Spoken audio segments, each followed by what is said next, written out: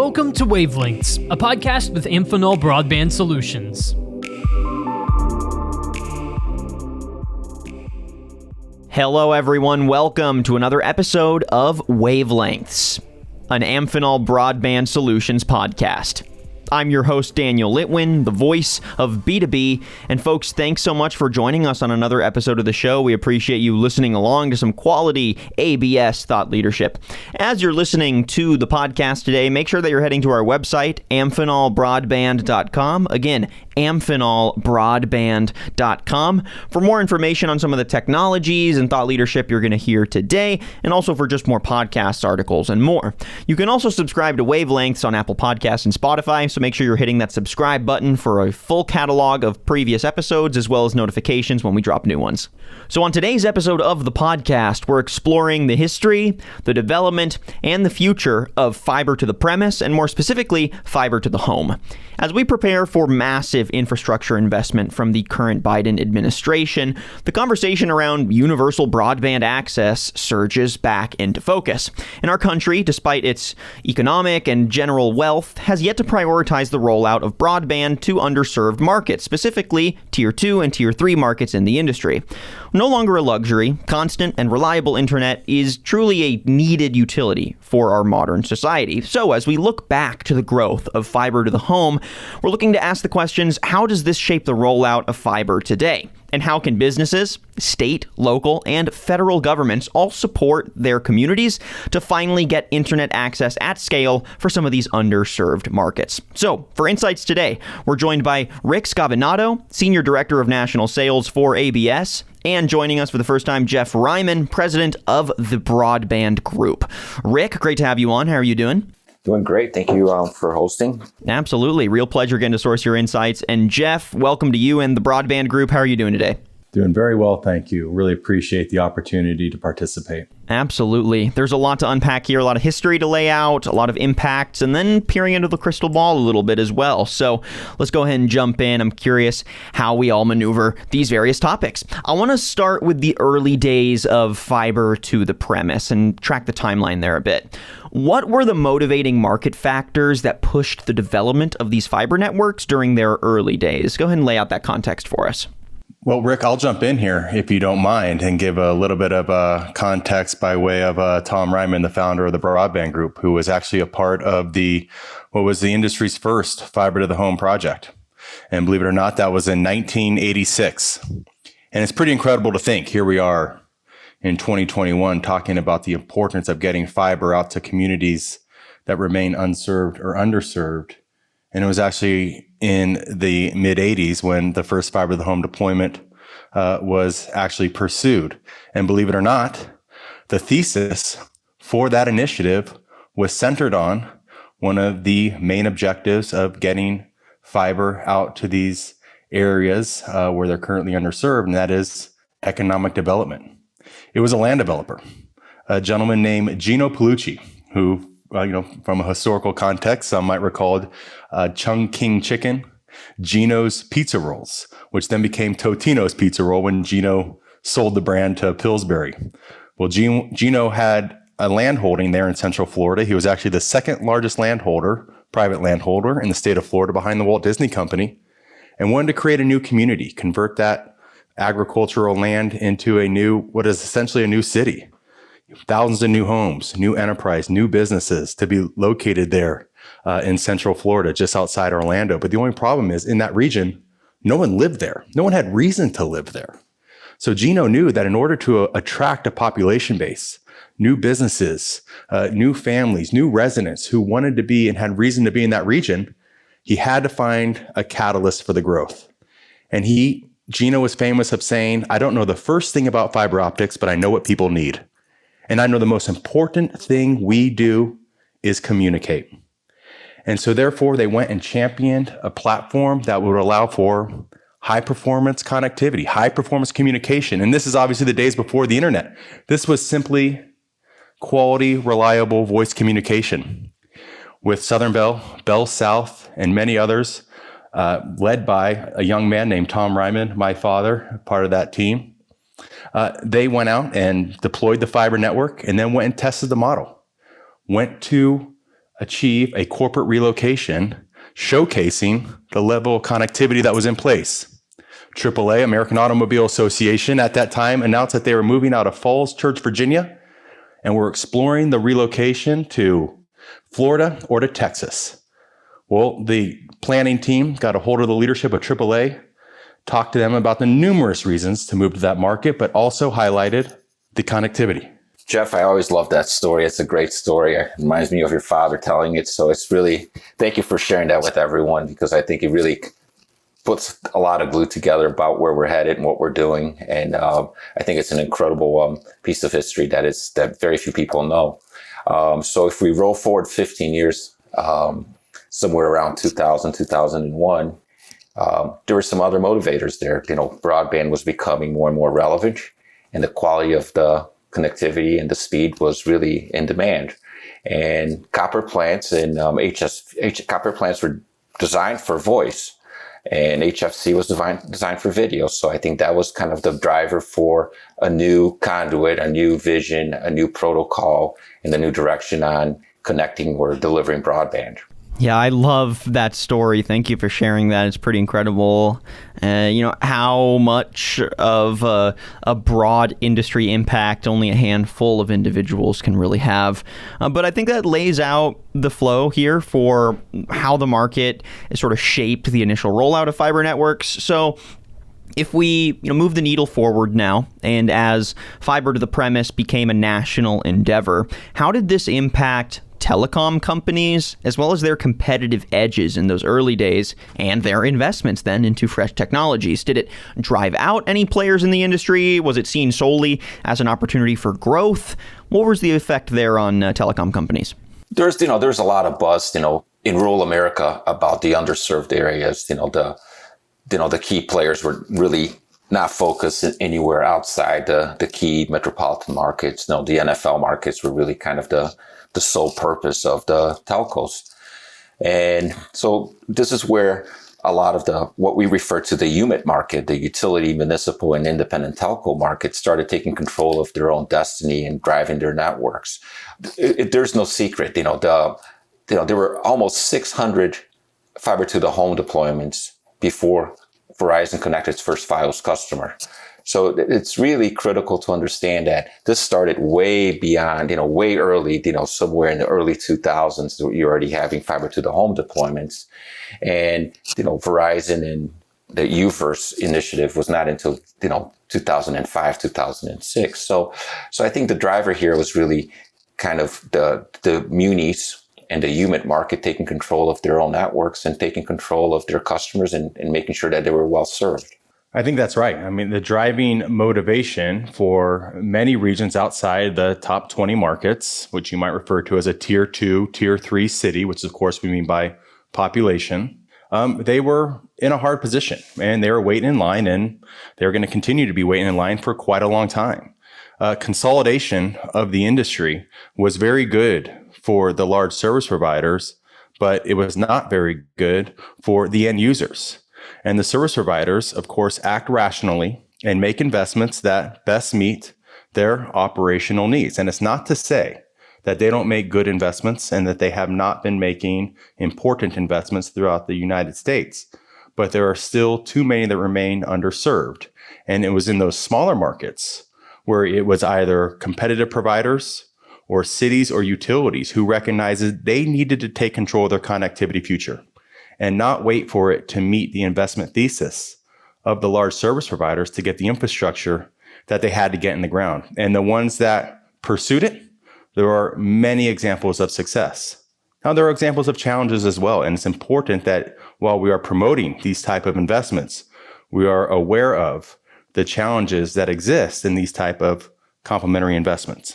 I mean, we saw a lot of projects that were challenged in the early days. And, another important factor is that the key manufacturers, right, Jeff, at the time, didn't really look at this market as an opportunity for revenue.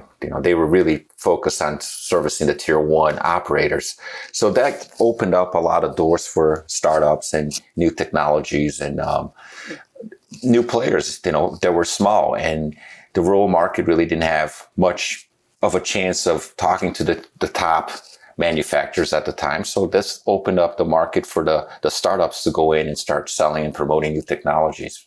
So it's an interesting time in the history of the fiber to the home space. You had players like Wave 7 Optics and All Optic, Calix, which is still around, and Pacion, which was a Mitsubishi investment, Hitachi. You had a lot of companies that were really driving that tier 2, tier 3 market with the fiber to the home technology, where the main areas, the main operators were still very much focused on legacy technologies and protocols. One of the early day, I guess, developments or organizations that helped push the rollout of fiber was the Fiber to the Home Council. And this was led by Alcatel. It was established in July of 2001. And it attempted to bridge various business communities around the utility and, assisting in the process of rolling out and investing in fiber mass deployment. This included companies in telecom and computing and networking, system integration, but also content provider businesses and traditional telecom service providers, utilities, municipalities, real estate developers. I mean, it was a wide council. So can you give us some context on some of those mass business initiatives during the early days of fiber to the premise and fiber to the home? And what effects did this business initiative or broader business initiatives have on its development? I'll tell you, the Fiber Broadband Association, as it's now referred to as, it evolved from being the Fiber to the Home Council. And you're correct, it was Alcatel who was a champion of it. I'd be remiss in not acknowledging a gentleman named Jim Farmer, who was our CTO at Wave 7 Optics. And, we missed it in the introduction. Rick and I actually had the opportunity to work together at Wave 7 Optics there in Alpharetta, just north of Atlanta. And Rick, I got to say, I'm unclear when we became qualified to talk about the historical context of the industry, but here we are. The Fiber Broadband Association now plays an important role, and its evolved has been really exciting to watch, with Heather Burnett Gold, who did an excellent job in bringing structure, then Lisa Youngers, and now under the leadership of Gary Bolton. The Fiber Broadband Association is really helping the awareness of the benefits of the all fiber infrastructure. It's a challenging vertical to understand as a consumer, someone who doesn't live and breathe it the way Rick and I do and others in our industry. So the Fiber Broadband Association helping to make clear how the quality of the symmetric connectivity enabled by fiber helps businesses, helps residents, helps cities, helps education, helps hospitals in a way that no other medium really can. How critical the Fiber to the Home Council was and now continues to be under a new leadership. And, having that vision to keep some structure around a new business model. What's also, I think, interesting is the protocols that were, 2001, the protocols were not well defined. And I think that was really hard for the Fiber to the Home Council to manage, and they did an outstanding job. So I do think in general, when you look at the feasibility portion of what they guided the members through and things of that nature was really critical. We wouldn't have what we have today if it wasn't for the Fiber to the Home Council and for Alcatel, stepping up and sponsoring and championing that initiative. So now let's start to analyze some of those early day impacts of fiber deployment. Where did we see the first at-scale fiber to the home deployment? And more importantly, how was it received by end users as well as those various business interests and industries that we just mentioned? I think that, it's really hard to say where the first scaled fiber to the home deployment took place. The reason being that it was still being measured in different ways. It was homes passed, homes connected. So we were still playing around with that back in the early days. But I would venture to say that the first mass deployment was probably, later in the curve of the deployment, which was probably Verizon and AT&T, where we saw a mass rollout when the protocols were defined, GPON was defined, and you still had to do the triple play and have all the legacy services. But if you look at the tier 2, I would say the most successful and probably the best deployment was, in my mind, Jeff, and you can chime in, you probably have more examples than I do. I would say EPB in Chattanooga really did a phenomenal job, and the vision they had from the beginning was really incredible. They do, and EPB is in many ways the gold standard of I would say, non-traditional fiber deployment there in Chattanooga. But, again, going back to our days at Wave 7 Optics, Jackson Energy Authority, JEA, they're in Jackson, Tennessee. That was, I believe, the single largest fiber deployment in that time. That was around 2005. And they were deploying triple play services to the residents and businesses to the previously underserved market. And it was Kim Kersey who was a part of that team. And Ben Levins continues as Senior Vice President there at Jackson Energy Authority. And then it was when Verizon announced Fios in Keller, Texas, that I think really transformed the industry. Right. Because that really was the acceptance by many of the larger providers. They were able to deploy at scale, being able to drive down costs and allowing for the economics to pencil out more for those providers like the utilities, co-ops, some cities, and smaller competitive providers. Oh, can you expand a little bit on the Keller example there? That's right in our backyard here where I'm recording from. I'm in Dallas, Texas. And I'm curious why that market was where Fios decided to deploy first. And what about, I guess, the specifics of that project, either deployment or broader economic impact, how that shaped the future of fiber? Well, I can tell you Verizon's first fiber to the home deployment was actually a master plan community in Northern Virginia. Gotcha. Called Brambleton.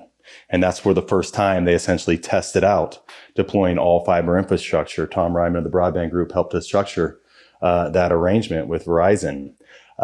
They then launched their Fios branded there in Keller, Texas. And I think it was probably a matter of convenience based on general location to some of the corporate locations there. But I think what you'll find there and what you found in many markets was, first of all, a great deal of attention and excitement around that deployment of the capabilities that were now enabled for businesses, for residents to communicate, the uptick in production, the uptick in desirability of living. I don't have those statistics in front of me related to Keller, Texas exactly, but generally, that's what you see when these markets, especially when they first were able to achieve the level of connectivity that fiber enabled. The other side of it all, and the reason I know early we talked about, what is the right terminology? We referred to it as FTTx back then, and the reason being the X stood for different delivery, the last meter, let's call it. So Verizon with the Fios, they opted to go fiber all the way to the prem, and AT&T with UVerse, they went fiber to the node, and that's where the X came in, was the node, and they were continue to capitalize on the twisted pair to the home or the drop to the home with the copper piece. So what's to Jeff's point, I mean, what Fios did or Verizon or the Tribach RFP from the 2005 that drove the industry is it made the FTTx technology or way of delivering service mainstream. It became part of Wall Street. There was a lot of talk around it. So it really took this thing from a incubator in rural America to a mainstream America. You already mentioned this a little bit, but I want to highlight it more specifically. What was the initial relationship like between the fiber deployment players and the ISPs? And how has that relationship evolved over the years? I'll take a first stab at this. I think the relationship was there wasn't a differentiation. The ISPs were the infrastructure providers. Right. And they would deploy infrastructure for their own needs. What has evolved now in the market is a separation and understanding for the value of a separation between the infrastructure providers and ISPs utilizing that infrastructure to provide the level of services to the residents and businesses. And those level of services are both direct fiber, and it could also be utilizing that fiber to provide wireless services. So I think the evolution we have seen is something that wasn't even considered in the early days of fiber. If you were delivering services, you were building fiber networks for your own purposes and delivering services on that infrastructure. Today, we are starting to see opportunities for third-party infrastructure providers to lay out the capital and then find qualified anchor tenants or service providers to utilize that infrastructure to provide those services. It opens up levels of competition, and it can remove the traditional barrier of entry, which is high capital costs, by having a third party take on that investment who might have longer term investment return thesis than a traditional ISP might have. Not to generalize, but just to put a stake in the ground, with the GPON technology where the ITU stepped in and defined a protocol that was going to be used. The traditional operators still had to provide legacy services. The ISPs were data only. But what was great about the fiber to the home or the whole technology of GPON was it equalized the playing field. The investment was not as significant. Anybody could be an operator, where before you couldn't really move around. It required a lot of money for you to say, I'm going to go provide broadband, I'm going to provide video. The ISPs traditionally only provided data. And the original fiber players, the early adopters were all triple play and legacy-based services. So there was a gap there in the way they were servicing the market. And the ISPs were building for their own networks at the time for their own use or for business to business. So ISPs were really driven by a B2B model where the fiber side or the fiber operators were still on the residential model. Jeff, you brought this up at the beginning of the conversation, but the fact that your father was involved in the deployment of fiber in the early days, and the incredulousness of now we're at today, we're still sort of talking about how can we get fiber deployed at scale. It highlights just how large that challenge still is. And I want to look at the state of internet access today with some recent research from the Pew Research Center. It shows that around 7% of Americans still don't use the internet at all. So zero internet usage. That doesn't necessarily always correlate to access, but it does have some underlying connections with access. And then back in 2018, during the FCC's December 2018 Internet Access Services Report, it was shown that 44 million households still didn't have standard broadband connection, which is more than 10% of the population. So that doesn't mean that they have zero connection, but that it's a mix of probably zero to poor connection. So can you give us some more information on the communities that are being talked about here? Which communities are most hurt by this lack of access, and who are the tier 2s and the tier 3s?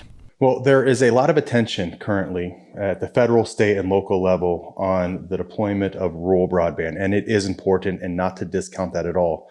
But it's also important we understand the digital divide that still exists in urban markets, and that's tier 1, tier 2, tier 3, every city across the country. And it's a matter of economics, but there are so many industries and services that depend on, or in many ways rely on, access to high quality connectivity, that having that gap, those numbers that you just outlined there, of so many who remain unconnected, and it might be infrastructure access, it might be cost, it might be education, as to why it's unacceptable. It is amazing the amount of attention that the broadband is getting in today's environment. You turn on the Sunday shows, Meet the Press, Face the Nation, all we're talking about is broadband. You turn on CNBC, every discussion, whatever business vertical, talking about the importance of broadband. And those markets that are underserved, well, where are they? It was on Face the Nation 2 Sundays ago, Democratic Congressman Richie Torres, who represents actually the poorest district in the country. That's in the South Bronx, New York. He was talking about how his constituency have a large number of unvaccinated population. What was the reason he cited?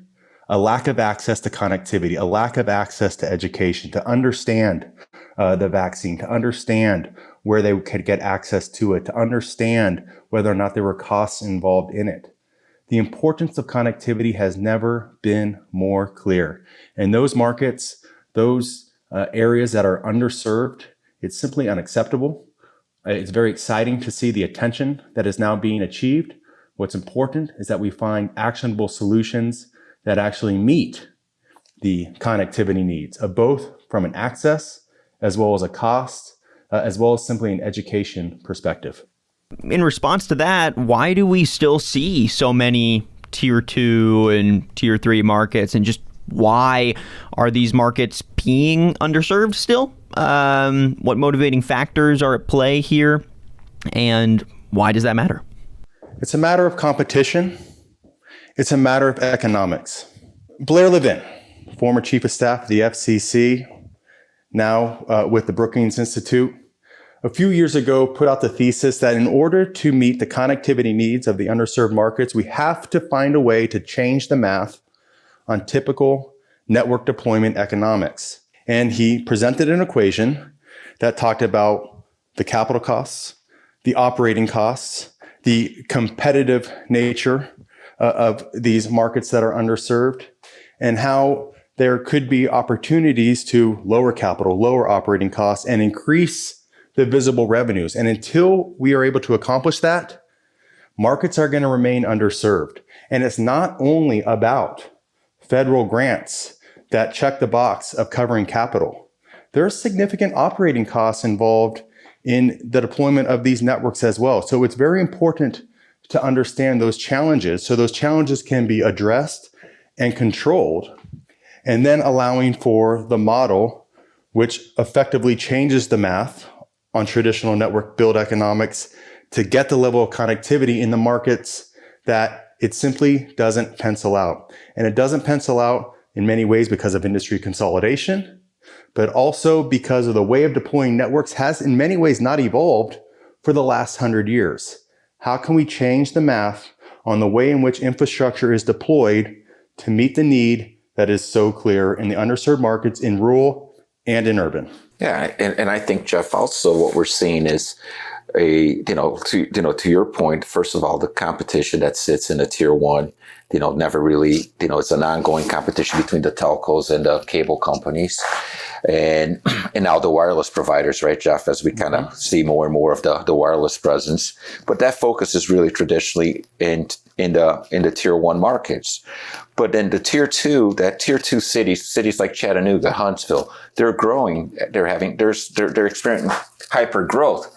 And because a lot of the inner city population is moving out to some of the smaller or tier two cities, secondary cities in the U.S. And these cities didn't have the infrastructure to support the growth that they're seeing. So you have the population growth, you have the competition staying in the tier one, so there are fewer motivators in the tier two, and the investment is non-existent. It's pretty much the tier two and tier three traditionally have been cash cow markets for tier one operators. So as we look to how various different fiber deployers are now trying to break into those underserved markets and potentially stake their claim there, how are the largest fiber players differentiating their services to underserved markets? And what effect is that having on their competitive edge, but more importantly, on the communities themselves? Break that down for us. I mean, I think that, one thing we joked about, 15, 20 years ago was how relevant was broadband going to be, or the connection to the internet. And it's, to Jeff outlined the whole dependency on connectivity in order to live. And COVID accelerated that. And I think he really highlighted the deficiencies of the broadband network in the US. So I think that we continue to see a heavy investment by all key operators in a fiber to the X, fiber to the prem model, but we're still struggling to drive to, you look at everybody streaming video, that consumes a ton of bandwidth. The drivers that are out there is really broadband has become the killer app that everybody was searching for 15, 20 years ago. What's the killer app going to be? We thought it was going to be video, but in reality it's OTT, and OTT is anything that's unmanaged that is over the top, whether it's voice, whether it's video, whether it's storage, anything that is coming across the network. So to me, that there's the differentiator really is the quality of the connection.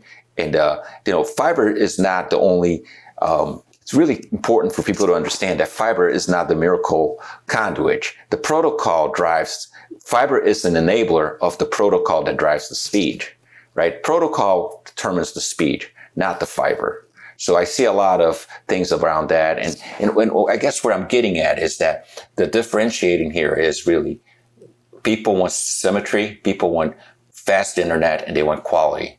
So that the experience that they have in their home running, and most people have become their own content aggregator. They go out and they get their own content and they want to stream it across their network. So the driver really is the quality of the bandwidth. That's my view, and I think that's where we're at. It's the quality of the bandwidth, and how is it a differentiator for the regions that are fortunate to have a provider who deploys that level of fiber infrastructure? And again, when we talk about fiber infrastructure, I think of wireless as an application enabled by fiber infrastructure. Mm-hmm. So it's high quality cellular, it's high quality Wi-Fi. And how do those markets benefit? How are they differentiated? Because their residents, their citizens have equitable access to the services which are now critical. Distance education, telehealth services, being able to work from home and remain as a high productive employee. The markets that don't have it are being left behind. And that's why we're seeing so much attention in terms of addressing the digital divide, identifying what is now commonly referred to as the homework gap. And that's why it's no longer just a nice to have. It's no longer, well, they have some level of connectivity. Isn't it good enough? It's not good enough. The fiber infrastructure was symmetric, as fast speeds downloaded as they are uploaded, enabling high quality video consultation, distance education programs is needed nationwide. And, and I think, Jeff, going back and circling back to EPB in Chattanooga, right? You look at the impact that they had in the community as a tier 2 market. When EPB got in, they've been delivering service for 10 years. I mean, I saw something that came out, a study showed that the valuation or the benefit to the community was of $2.7 billion that they brought, almost 10,000 jobs. Mm-hmm. So that is the impact. There's that retention, the lack of erosion, people moving into markets that are well served. So the driver really is, the investment that you make up front. I mean, EPB was the first 1 gig operator in the U.S. to provide 1 gig back, 10 to 11 years ago, way before Google Fiber got all the publicity. Mm-hmm. Mm-hmm. But most importantly, EPB did something for the community, and not only did they service the community, they also created a value for the community way beyond what that intended initial service was going to be. So I think EPB is really an incredible story all around. And I don't think any of these fiber deployers are going to slow down their deployment initiatives, especially if the funding comes down from a federal level and they get that kind of federal support to deploy at scale. But regardless, I think, as the conversation increases and this is made more of a priority by businesses and state and federal governments, fiber deployers have many incentives to get into these underserved markets quickly and at scale. So if you had to summarize, what are some of the strategies and best practices that you'd advise these deployers on for future fiber implementations to underserved markets? What works? What works well at a cost point? What works well in terms of providing something actually sustainable for those communities? Break that down for us. I'll lead with the fact that while there is incredible demand, undeniable demand for connectivity, as Tom Reiman, the founder of the Broadband Group, would always say, the opportunity for challenges is far greater than the opportunities for success when getting into this industry. Now, that's not to say it should be avoided. It's to that it should be respected and understood all the challenges that need to be addressed in these type of deployments. There's a lot of entrepreneurial excitement around getting networks extended, and that's good. That's positive. A lot of good ideas, and it's important that we explore new opportunities. But we also want to avoid those networks which are not going to be sustainable, which run the risk of having a chilling effect across the industry. The approaches that we believe are the most successful, we look at Huntsville, Alabama, Springfield, Missouri, 2 markets where happen to be the city-owned electric utility deployed fiber infrastructure for their own internal operational needs. They had to get this communication infrastructure in their networks.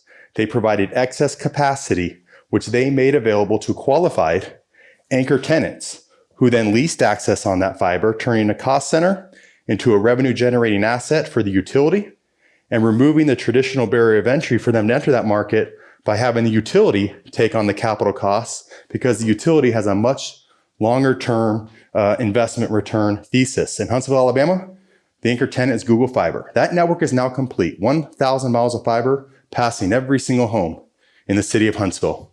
Springfield, Missouri, the anchor tenant is CenturyLink. They are approaching the halfway point of their network build. The takeaway or the only thing that I would caution anyone is that there is no perfect network.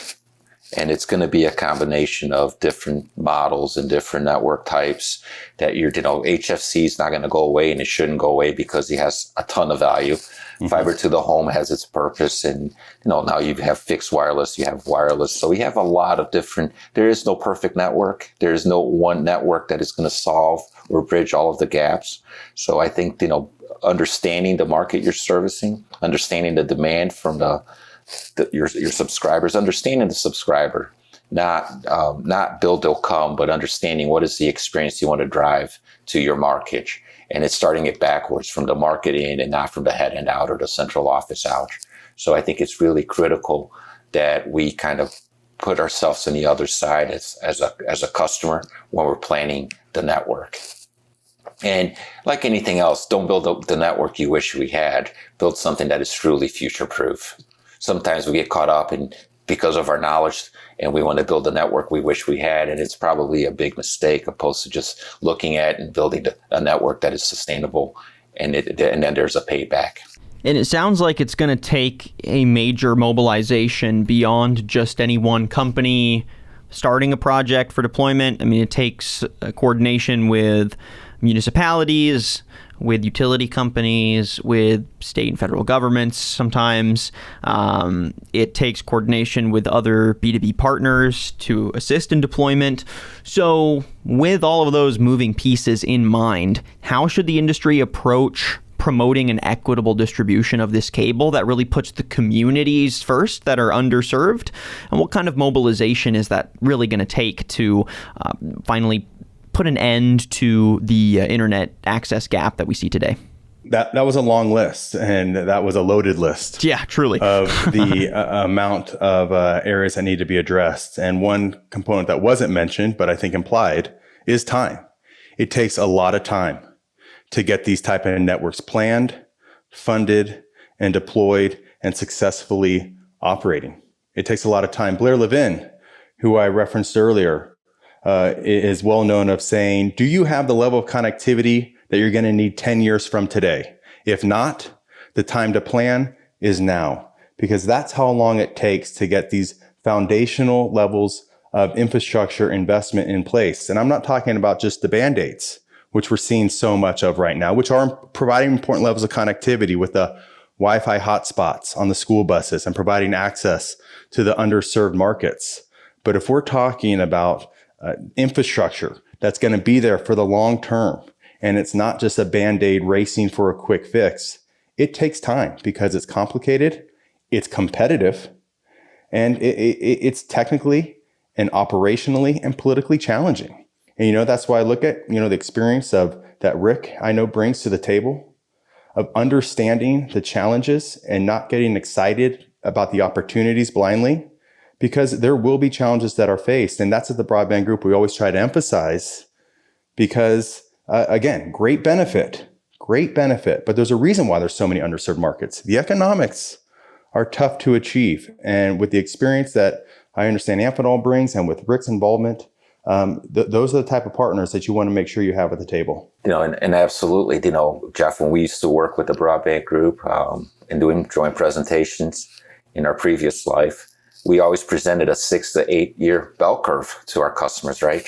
And people said, it's going to take that long? Yeah, maybe longer, but we're just being optimistic and giving them a 6 to 8 year bell curve. To your point, there's a huge investment, a huge commitment, and in bringing the right players and being aware and knowing what you don't know to bring the right players in is really critical. And we've seen a lot of projects that have been challenged over the last 15 years because of that expediting or pushing things through. And then unfortunately, the payback was never there. So really the planning stage is the most critical part of this process. We've brought up that government support a lot in our conversation today, but we haven't really defined the different roles each institution might play. So can you differentiate for us how local versus state versus federal governments need to differentiate their action to be most effective in supporting these underserved fiber communities as more fiber is rolled out? I mentioned the attention that is being achieved at the federal level, and that's so important. But it is going to be the state and local entities that really are going to have to lead, as they will understand their local markets the best. You hear so much about the challenges of the federal level of understanding where the underserved markets really exist and how to best allocate those funding. When we represent cities, they know where their gaps are. They know how they can best align with either their incumbents to create platforms for investment by increasing visible revenue, potentially lowering their costs, or if the incumbents aren't able to meet their needs, how they might find a qualified competitive provider, or how they might themselves make the necessary investments and then hopefully find a qualified operator to deliver those services. Obviously, the federal level is so important. And again, it is so great to see that there's so much attention at that level. But the local level and even the state level needs to have a proactive plan. They have to lead in terms of defining where their needs are and how the monies can best be allocated. Otherwise, it's just too challenging at a federal level to get the targeted monies in the way in which they can most effectively be deployed. Yeah, I agree. I think that the federal government definitely has the key, or the funding needs to come from the federal level. But when you look at the responsibility at the state level is much greater. I live in Georgia, and Georgia's done an incredible job. Jeff, if you recall, we used to take customers down to downtown Atlanta to go to to visit the investment office of the state of Georgia. And this was, dates back, at least 15 years. And they already had the entire fiber plants of the state of Georgia mapped out, and they could show that to a company that was potentially looking to invest in the state of Georgia. And if you look at the growth of the state of Georgia, it's along those fiber plants, right? So the telecom infrastructure and the state involvement in documenting and promoting that growth, it's really, they're the drivers. They're in the driver's seat. The funding and the commitment from the federal government is critical, but it's on at the state level that needs to really drive it into the communities. All right, only a few more questions for y'all. I want to intersect the deployment of fiber moving forward in a few different ways. First, I want to see your thoughts on its impact to other industry players. So as more fiber is rolled out to tier 2 and tier 3 markets, what impact do you imagine this is going to have on utilities, which in many cases are also underfunded or perhaps stretching existing old infrastructure to cover, generally decaying communities? It's often a domino effect, right? If one thing is underfunded, often several other things are as well. So how are utilities in those markets going to be impacted, for better or for worse? And what are some strategies to increase intelligence of the communities as well as the technology that utilities often use to support potentially this higher increase of energy flow? The United States electric grid is in desperate need of an upgrade. True. And call it the smart grid, call it grid modernization, call it grid of the future. New technologies need to be implemented onto the grid to allow for the implementation of distributed energy resources. These grids are no longer just pushing energy. They're having to manage the flow of energy as they travel in different directions and originate in different locations, be it wind, solar, or other alternative energy resources. But the problem with the smart grid is that it's expensive. And you hit that same challenge of the economics are prohibiting the investment in the smart grid by way of the deployment of fiber infrastructure. And that is the beauty of the utility lease model that's being achieved in Huntsville, Alabama, and Springfield, Missouri. These utilities are able to deploy the fiber networks they need for the communication operation requirements and then monetize it by providing access to qualified anchor tenants, whether that be providers to the homes, to the businesses, or wireless backhaul to improve wireless connectivity. It's the sharing of cost that can be achieved through that approach. You're also seeing electric utilities go all in and becoming the provider of broadband services to residents and businesses. That's obviously a higher profile, higher up on the risk profile, because they're suddenly entering into a new vertical, competing with legacy service providers. The model in Huntsville, Alabama, and Springfield, Missouri, the utilities are not getting into the business of being providers. They're simply enabling it through the investment in the infrastructure. And I think that's exactly it, Jeff. I mean, if you recall, when we were talking about smart grid and way back when, and that the broadband portion was going to be a byproduct in order for the utility companies to monetize on the network, that was always a very hard sell, because how do you get that started, right? So I got to build this, lose money, so I can monetize it later. And it's been, a challenge. I mean, because that has been something we've been aware for a long time, but that upgrade is in dire needs. I mean, we need to get it done, and the good news is that we are seeing more and more funding going into that from a broadband perspective, right? Some of the RDOF investments are going in that direction. So we see a lot of utility companies involved in the RDOF round. So I think it would certainly help, and it's creating a lot of visibility, and hopefully they will learn how to monetize this with the same model that you have in Huntsville and you have in Springfield, Missouri. So I think that it's definitely the direction, something that we didn't have way back when. Now you have a lot more services that you can capitalize across the network. And finally, just to intersect some more digital transformation technologies and innovations that are intersecting with fiber, we've got to talk next-gen Wi-Fi and 5G. So as we see connectivity technologies like Wi-Fi 6, Wi-Fi 6E, and 5G expand their footprints, how much will they rely on fiber infrastructure, and how will this impact fiber to the prem deployment moving forward, as well as how industry players plan on their mass rollouts of all of this technology in a unified plan? I'm not qualified to talk about 5G. I'm a wireline type of an individual, but Sure. But certainly the way I see it is fiber is everywhere, and it's not, and it's going to continue to be everywhere, and everything starts and ends with fiber. So as you push bandwidth, you're going to push fiber closer and closer to the customer, whether it's the home. So I think it will continue to coexist. I don't see that as a threat. People are going to be connected. Most people don't care if it's two cans and a string, as long as they have connectivity and it's fast and it's reliable. So I don't see service, all I see is the improvement of service levels, but fiber is definitely the best conduit, the most economical conduit to deliver broadband and to deliver services. So it will always, whether it's a 5G, whether it's a small cell, everything coming into, the closer you get to the user, the more fiber you're going to have in the network. Telehealth, distance education, opportunities to work remote, 5G, high quality Wi-Fi. What do these all have in common? These are applications enabled by fiber. When we speak, and I'm sure when Rick experiences it as well, and we talk about the importance of fiber to an audience this is outside their area of expertise, they'll raise their hand and say, gee whiz, Jeff, we're living in an increasingly wireless world, and here you are talking about all these wires. You sound like a dinosaur. What gives?